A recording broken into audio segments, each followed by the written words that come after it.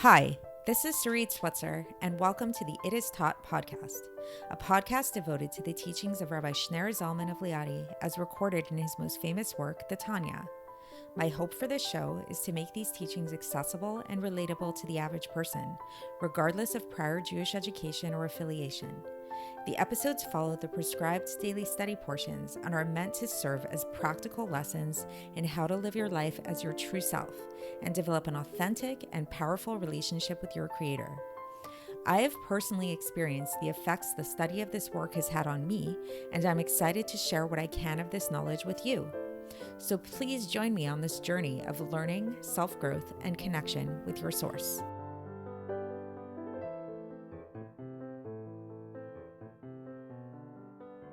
Hi, and welcome to the It Is Taught podcast. This is episode 206 for the 17th of Sivan in a leap year. So in yesterday's episode, we briefly mentioned the idea of parents, and we talked about how a good way to understand how it is that God's attributes of giving and severity are and how they're both sourced in the same place is by looking at parents and by looking at the fact that parents sometimes act in very loving ways towards their children, and sometimes they act in ways that are a little bit more severe, that might appear superficially as harsh, but really they're both, these two sides of them, these two things that they're doing are really coming from the same place. Today, I'd like to talk about this a little bit more and maybe give like a concrete example or two of this, and with the hopes that this will actually help us in understanding today's episode and today's Tanya that we're going to learn. So think about a parent. Let's give like a really concrete example.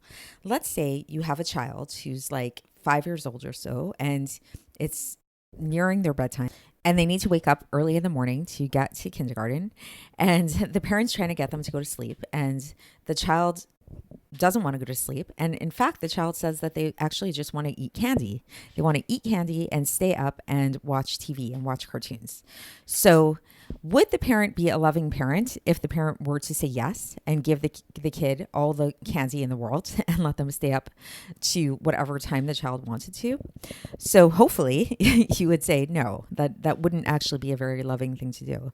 In this particular case, the loving thing for the parent to do would to actually say no, to put restrictions on the child and to say, I'm really sorry, but you're going to have to go to sleep. And no, you cannot have that candy. And we're going to shut off the TV and I'm going to put you in bed now.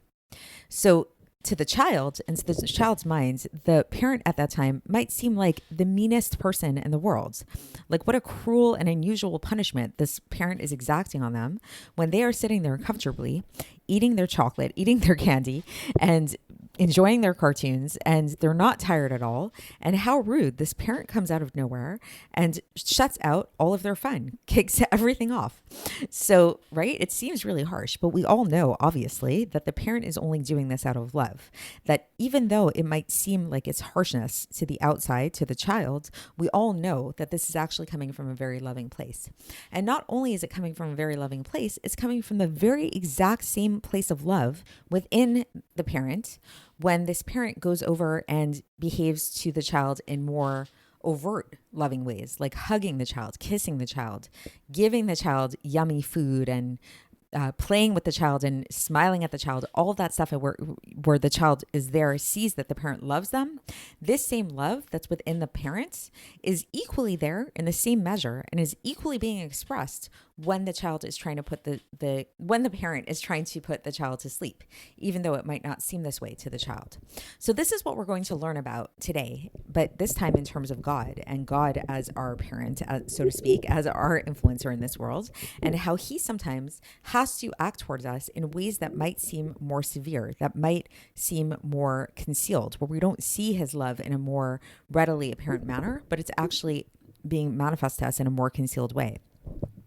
And what we'll learn about is that this type of relationship that we have with God, this type of way by which God manifests himself, is what we know of and what we refer to as the name Elokim. When we refer to God with that name, Elokim, it's a reference to this aspect of God that is more restraint, is more constrained in its love and not as manifest. So let's get straight into the text. It's pretty short today and it's pretty straightforward. So I think it will become more apparent as we go through it. So here we go. So the Alter Rebbe says that this name, Elokim, is the name that we use when we reference the midas of Gvora, the attribute of constraint, and tzimtzum, of constriction.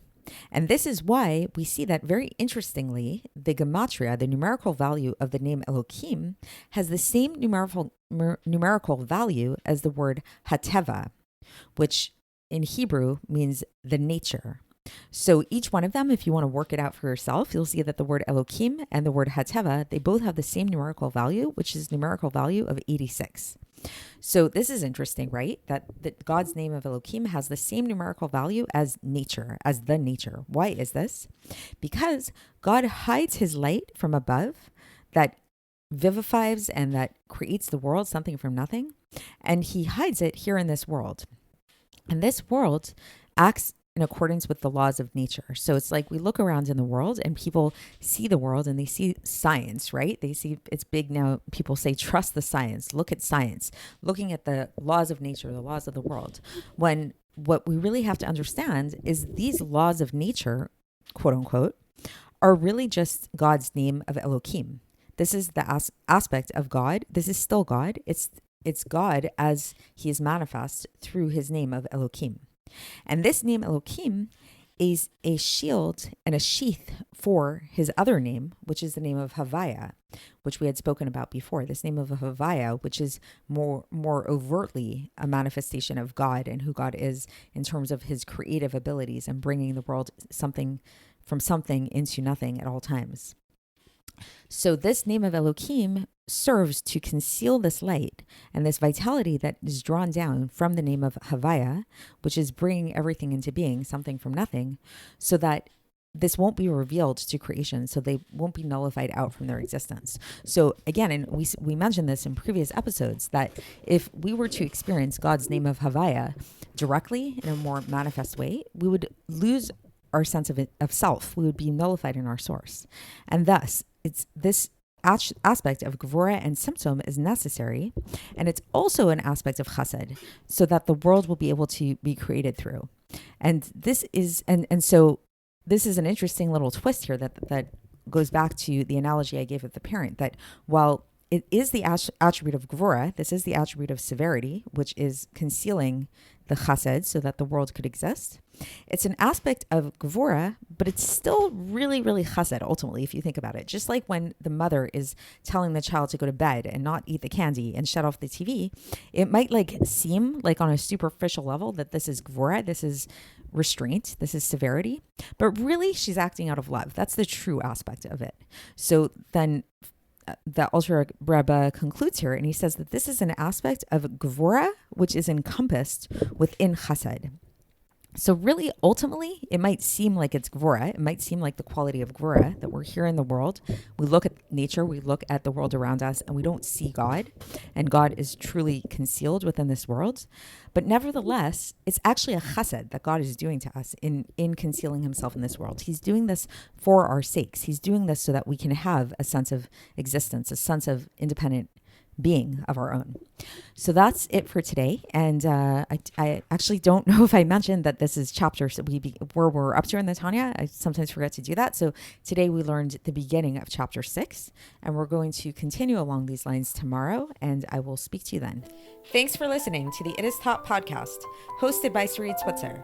This podcast is dedicated in loving memory of my maternal grandfather, Avraham Yitzchak ben Binyamin HaKohen of blessed memory. Music by Shoshana. If you enjoyed this episode and would like to support the show, please share it with others and subscribe on YouTube, Apple iTunes, Spotify, or wherever you listen to podcasts. And make sure to leave us a 5-star review. To find out more about the It Is Taught project, including more information on my soon-to-be published book, please visit our website, itistaught.com. To catch the latest from me, follow me on Facebook, Instagram, and Twitter. Looking forward to speaking with you tomorrow, and until then, have a great day.